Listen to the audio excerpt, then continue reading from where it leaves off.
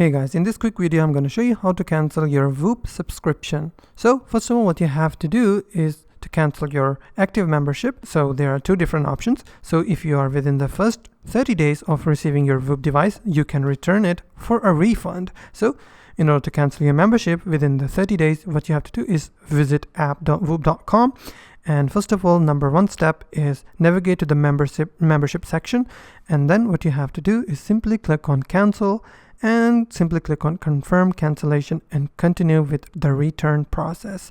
So if you are outside the 30-day return window, so the cancellation depends on your membership type. So what you have to do is follow the steps, visit app.whoop.com, which is the same website.